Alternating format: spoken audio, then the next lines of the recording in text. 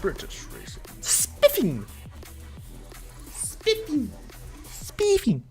Spiffing. Spiff. Spiff. I just don't like the rainy weather. If it wasn't raining, like on the road, I would be fine. Done much rallying? That's a joke. We've all seen what you've been up to. We're doing the next bit on location. You'll see why when you get there. Okay, so...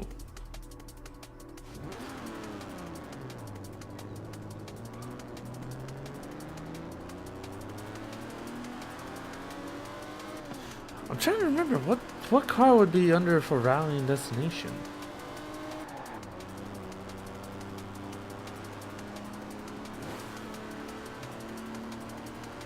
To be honest, fuck a road.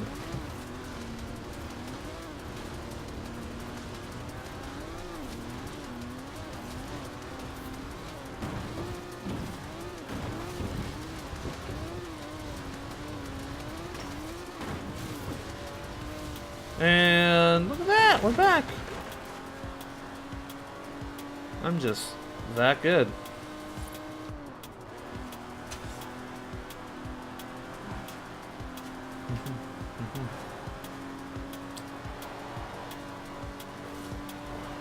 Ooh, yeah, that was really clean of a turn. Fuck it, we're just driving through the meadows.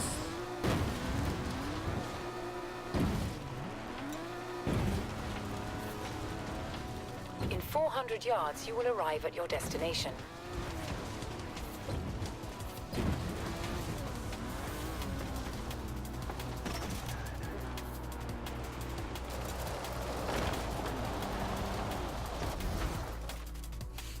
Really? I like how there's dirt on there. Just a little dirt. Just a little dirt. Kind of dirt. Ford, that most American of cars. But the Ford Escort, oh, that's British. And more than that, the Escort would become for many synonymous with Group B. In the 70s, Ford had embraced that destiny so firmly that they'd begun their own championships to find new drivers. Drivers for cars like the RS 1800.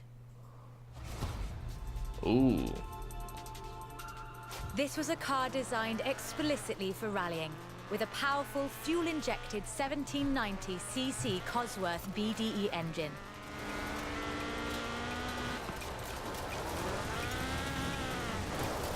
Shit, dude.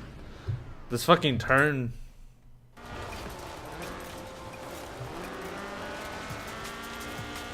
Oh, I feel like I won't be able to get, Homologation rules required that all cars entered into the group be production, so Ford built 200 of them.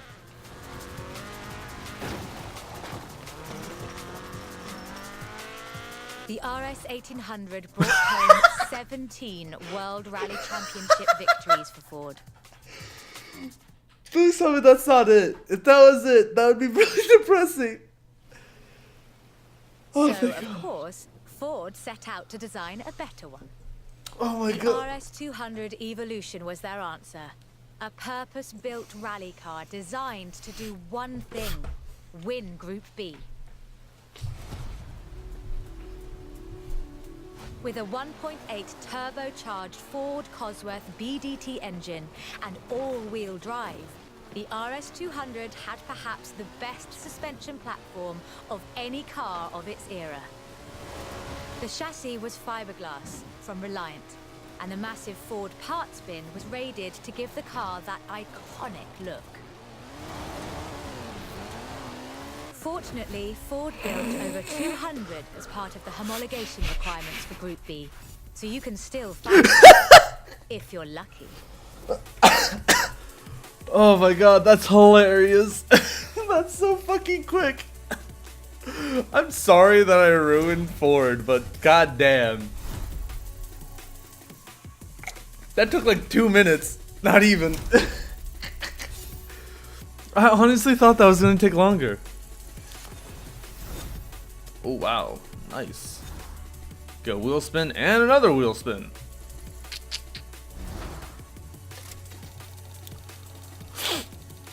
Oh, that was cheap what I did. No, come on, you asses! I guess that's what I deserve. I guess I deserve that. I totally deserve that.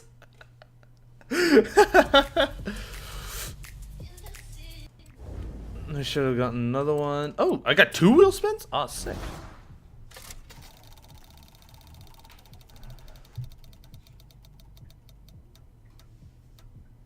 Oh, come on, you could have given me money.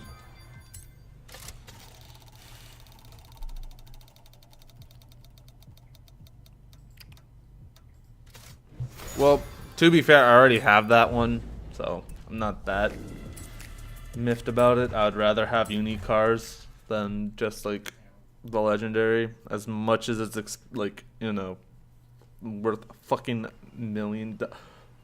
You know, I really like this car. Not that I'd want to drive it for too long. Squeeze yourself in there and let's see just how fast you can make it go. Which won't be too fast. But hey, I could be surprised. I hate you. You bitch. The Peel P50 has the dubious honor of being the smallest production car in the world. A one-door microcar coupe, featuring a 42cc air-cooled engine, capable of a heinous 38 miles an hour. And a handle, so you can pick it up and carry it with you when you get to work. And keep in mind that this is the production version. The prototype had the single wheel at the front. Why would you think that was a good idea? I'm gonna beat the world record in this bitch! In 2010, though, production restarted at Sutton in Ashfield. So, if you'd like to own the modern incarnation of this, I suppose you can. Would you want to? No. I have one of these. That's the depressing part. I have one of these in my garage. Thing is fucking terrible. It makes me cry to know that that's a car.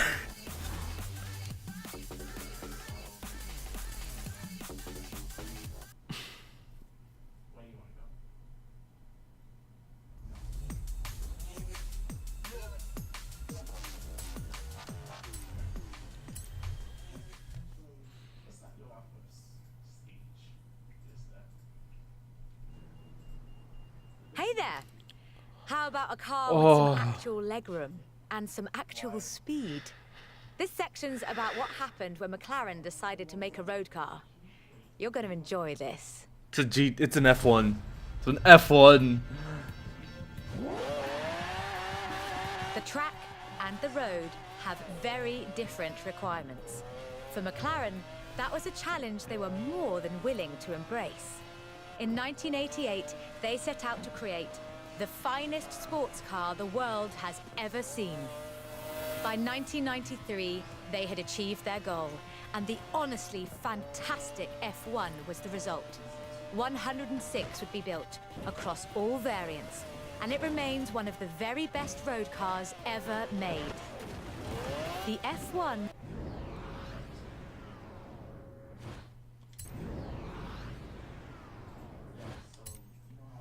has no turbocharger. That would have compromised the driving experience, increased complexity, and resulted in turbo lag. The F1 is a naturally aspirated supercar, one of the fastest in the world, in fact. It's actually, if I remember correctly, the quickest. No, it is the fastest. It's not the quickest. The quickest goes. The F1's monocoque chassis is incredibly lightweight, only 100 kilos all told, which posed a significant challenge because carbon God damn it! I didn't realize that tree was not destructible. fiber and fiberglass aren't great insulators. So, McLaren lined the entire engine compartment with gold. They just had a lot of money.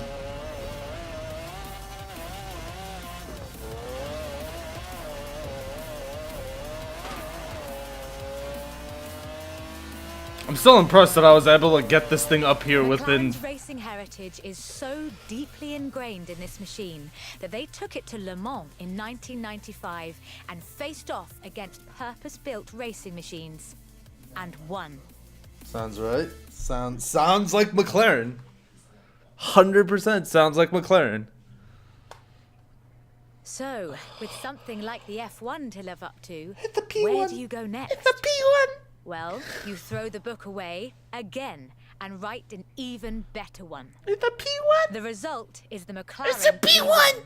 a hybrid electric Yes! sports car that stands head and shoulders above the F1.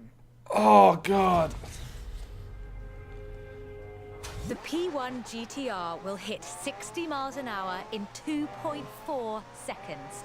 That's 0.7 seconds faster than the F1. That's an eternity for a supercar.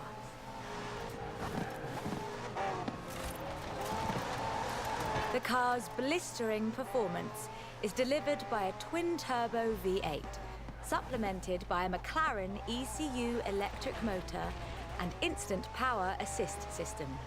And they do mean instant. God. I think this is one of the best.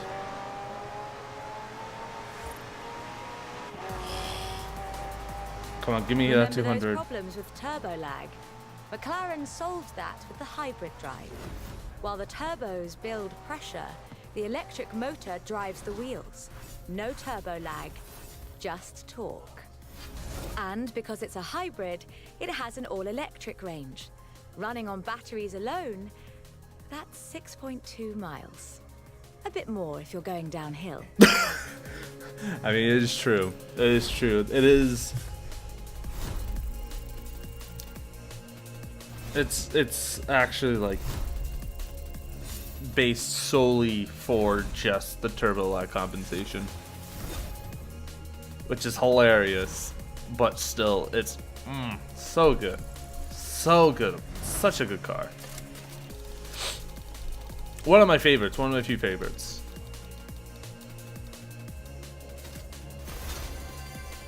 I think I have one. Guess I'm selling one. Nah, we'll find out after this. And I mean, after we finish this. How many chapters are we through?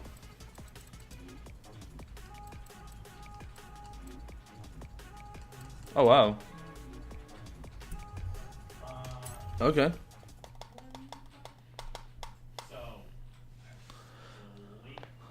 I quite like What the fuck?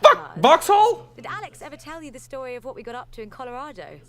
There was this sleeper car competition, you see.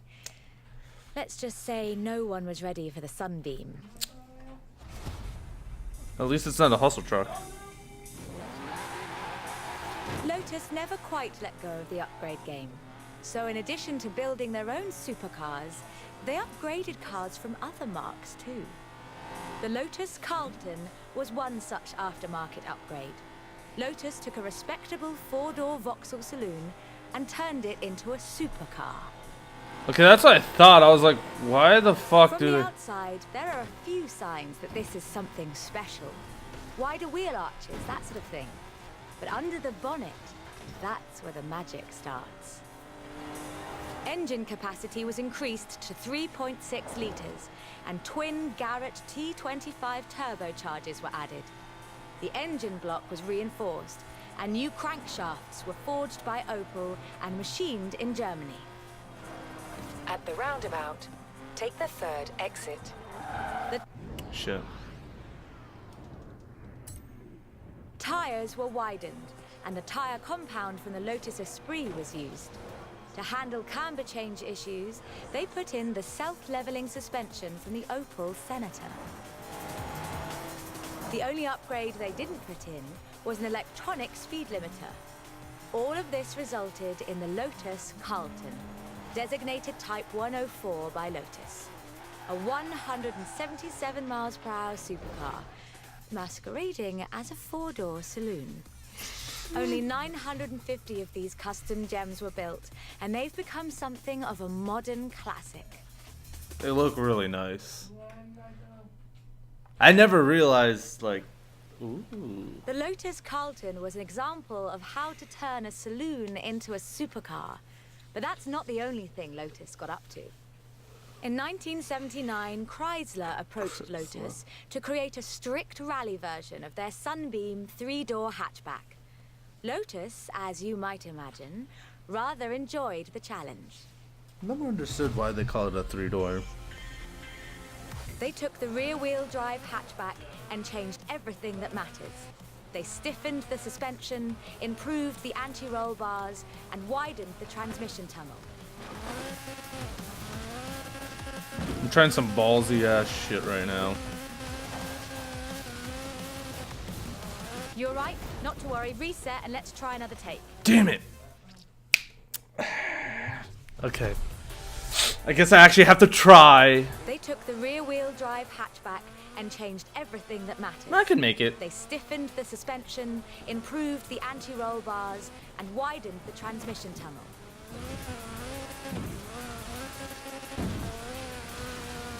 I could totally hit this.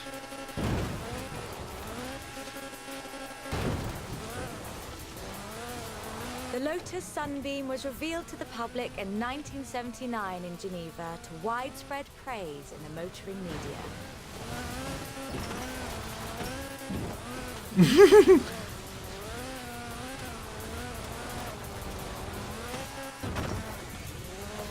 Am I a dick for doing this? No. It almost makes you wonder if Lotus should do more conversion. That's a silly question, actually. Lotus should do more conversions. I'll call them right now. I would do them legit, but it's like, come on, you're giving me an easy shortcut. I don't need to hit checkpoints. This is a rally car. What do you expect me to do? I am going to break the limits, and that's how I'll do it. And the good thing is that like it will like overlap the like whatever is being said, so it's great. Oh, I could get a Celine.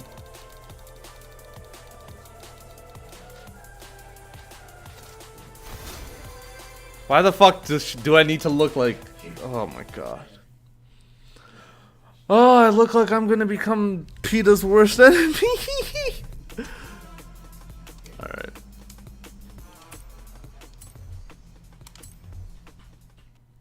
There should be a decent run. I honestly think these might be some of the most beautiful cars in the world. And the story of how it came about is, well, really British. Get in the car and let's get this segment.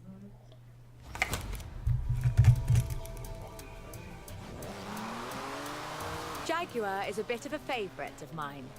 The company is almost 100 years old and was originally founded to build sidecars for motorcycles. It's funny But because this that's is actually the car true. that really set the bar, I think. The 1961 E-Type. When he saw it, Enzo Ferrari called it the most beautiful car in the world. High praise indeed. I mean, to He be wasn't alone in his admiration. Accolades have followed this car ever since. It's been in movies, comics, games. comics, games, and TV shows.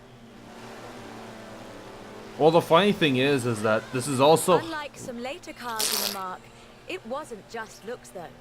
The E-Type was light and fast. It would do 153 miles an hour and stopped on innovative four-wheel brakes that were better than anything Ferrari or Porsche or even Mercedes-Benz had. the funny thing is that this car. It was solid too. I can't with fucking a speak. design based on the D-Type that won the 24 Hours of Le Mans 3 years in a row. At the roundabout, take the second exit. I hate those roundabouts. Anyone who owns an E-Type will tell you that the key to their reliability is to drive them regularly, as if you'd need the excuse.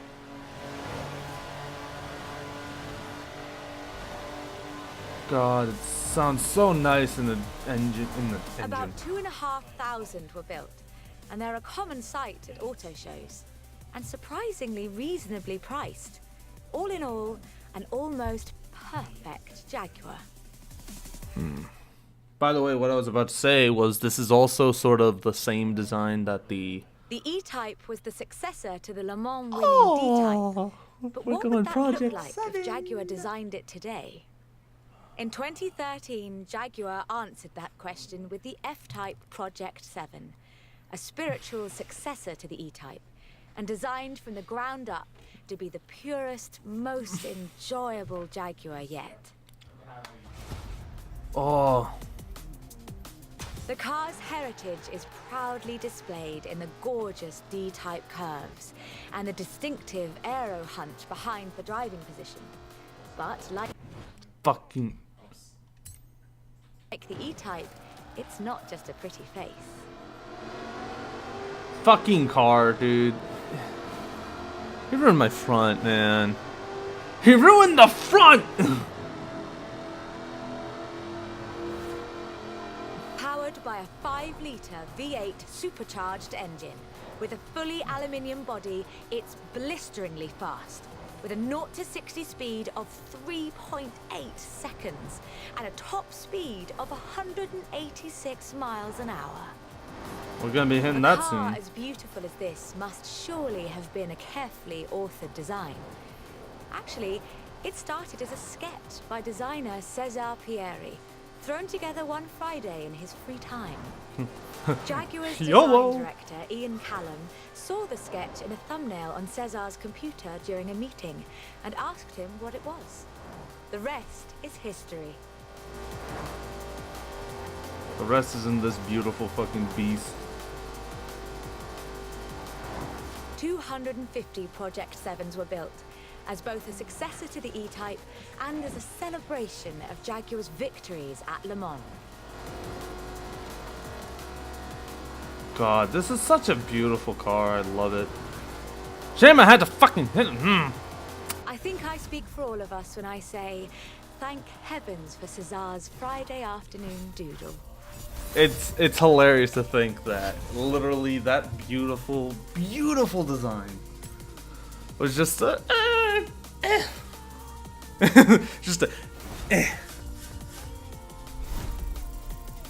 Still love that. I still love it. Just the thought of it.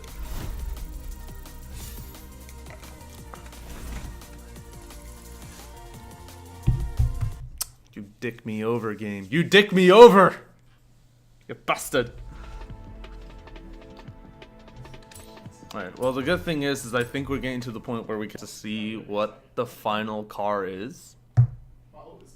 Which is like what you get after doing all the stuff. We're almost done, but we've saved the good stuff for last. Where do A spot we? of rallying in the most British car of them all. Yes! Get in, Doing it in a strap in, fucking and let's mini! nail this one. Let's go! Austin Cooper as... There is one car built in Great Britain that is quite fairly considered one of the most influential cars of the century. It's a surprisingly spacious little city car with a side-mounted engine. It's an icon of popular culture. It's been built on every continent where there's a car factory. It's the Mini. Hell yeah. The Mini Cooper S was built to be a performance machine with deeper engines, twin carburetors and front disc brakes. This scrappy little machine would go on to achieve more than 30 racing victories in the 1960s and 1970s. Turn left. We didn't need to get off the road. Oh shit.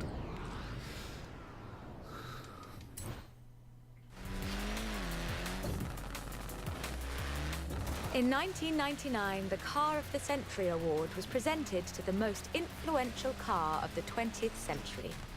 The Mini came second. It was beaten by the Model T Ford. Okay, that was terrible. I need to back up, and I need to not hit that fucking tree. It's fair, I suppose.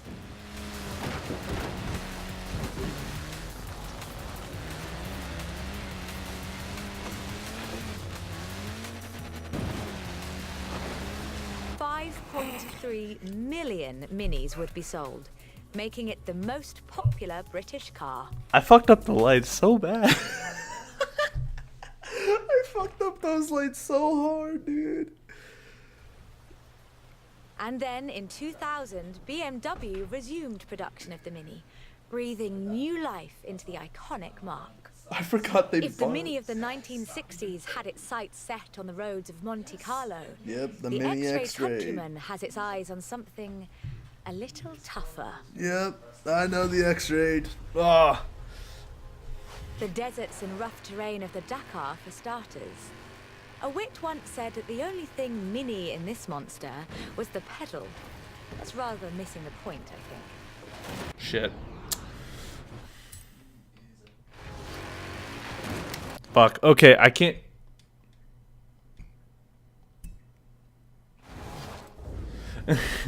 Alright, so I need to figure out a better location to do that shit. The deserts and rough terrain of the Dakar, for starters. A wit once said that the only thing Mini in this monster was the pedal. That's rather missing the point, I think. In 200 yards, turn left. Oh shit, that would have been bad.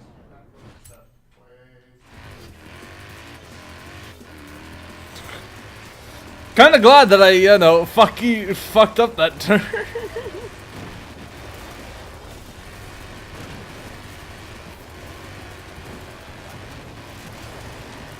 Oh shit. That was a bad turn.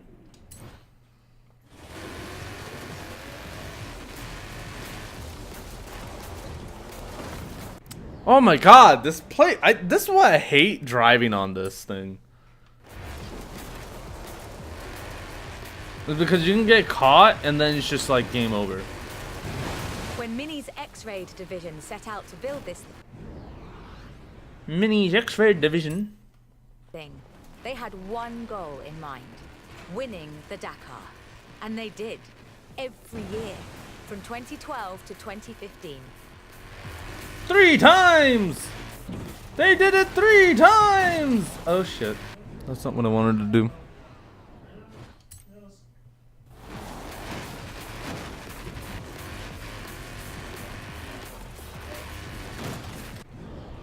Bastard. In 100 yards, turn right. It's designed to be driven for 2 weeks over deserts and badlands, 5 kilometers above sea level. And it still handles like a hot hatch on a nice bit of dry ice. Owners come and go. The heritage of a car like the Mini is more than who owns the keys to the shop. I fully expect to see Mini's wings flying for another century. Holy shit! I honestly thought I fucked it up. Especially with me fucking almost flipping off. That would have been hilarious. Just boom. Whoo. Just off I go. Bye.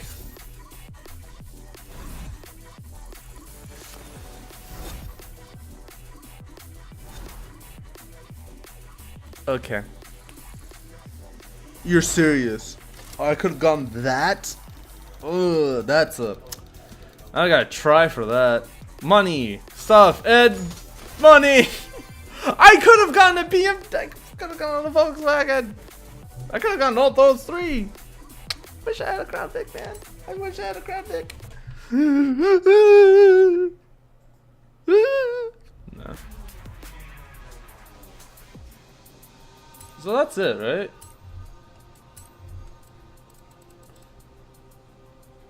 Oh, right, yeah. Last one, Bentley Continental. Forgot about this. This is quite the story. Bentley at Le Mans in the 1930s. Gentleman racers and heroic driving. A personal hero of mine. Take good care of the cars, though. Both of them belong to me. Oh, that's so good. Bentley, a company founded in 1919 in Cricklewood, North London, and purchased by Rolls-Royce in the 30s.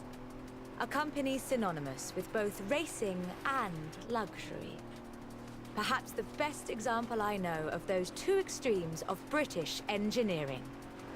For almost a century, every Bentley was hand-built to exacting Oh shit. standards. So at the beginning of the 21st century, when Bentley revealed their first mass-produced car, Dude, Jesus. Okay, this thing is fucking heavy. I forgot about that. I'm not talking much there because were a I'm just great like, ooh, many this is so nice. questions.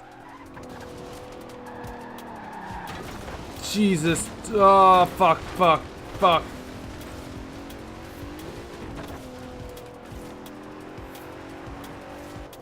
It's fine. There's no scratches. I don't know what you people are talking about. See, now this is the problem. I actually have to be, like, on point. The move to mass production has done nothing to blunt the Bentley experience. The 2017 Continental Supersport is responsive, fast, and beautifully designed. Say that again. This thing is goddamn nice. Like, if I ever wanted like a luxury car that wasn't a Rolls Royce, it would be a Bentley. It brings together all-wheel drive, carbon fiber bonnet sides and side skirts to create the most powerful, performance-focused car the company has ever built.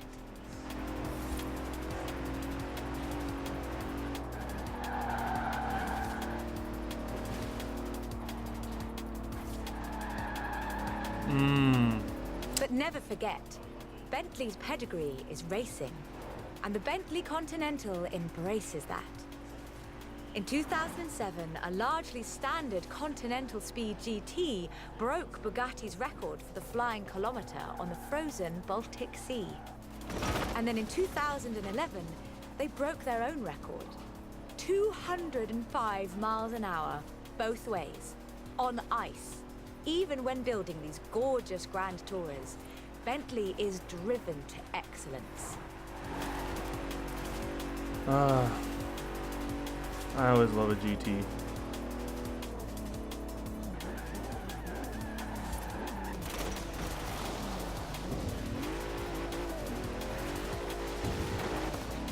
Today, Bentley means modern, peerless luxury and elegance. But that's far from the full story. Wait, that wasn't... I thought that was the chat. A century ago, Bentley meant something else entirely. It meant Le Mans. In 1930, eccentric race team owner Dorothy Paget financed a rather special Bentley at the Le Mans. It was a 4.5-litre supercharged masterpiece, driven by Sir Henry Bentley Boy Birkin. It posted the fastest time on the day, but it failed to finish. Oh, no way. But what a race it was! Sir Henry's courageous driving forced Rudolf Caracciolla's 7-litre Mercedes out of the race at the cost of his own victory. But in doing so, he ensured that the Bentley Sixes would take the victory.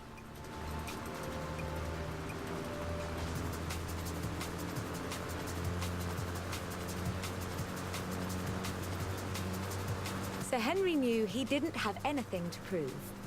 In 1929, the adventurer Mrs. Mary Victor Bruce had already driven the resolutely modern 4.5-litre Bentley at Montlhéry, setting distance, speed, and endurance records. The Bentley's performance so annoyed Ettore Bugatti that he called it the world's fastest lorry.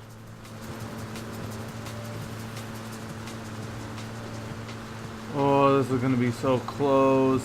Oh, and when the blower finally went on auction in 2012, it fetched more than enough to get yourself a Veyron and a racing truck. What's the fastest time? 57 seconds. Son of a bitch, dude. Retrying. We're retrying it. Because I feel like I just need to go straight that way. But what a race it was! Sir Henry's courageous driving forced Rudolf Caracciolla's 7-litre Mercedes out of the race at the cost of his own victory. But in doing so, he ensured that the Bentley Sixes would take the victory.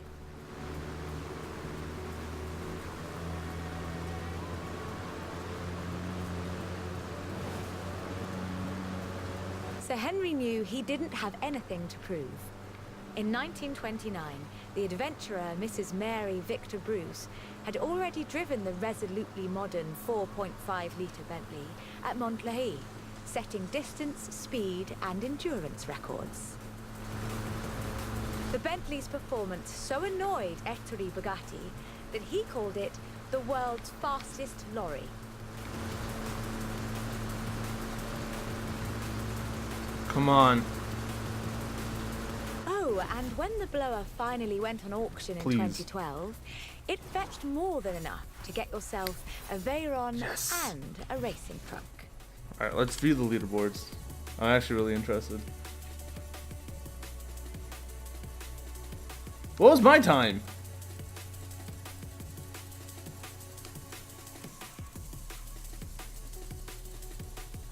They don't show my time, and I'm pissed off about that.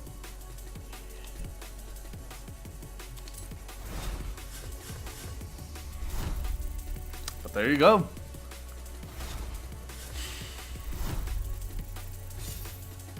I'm off by 1 star. 1 freaking star. Could have fucking gotten it.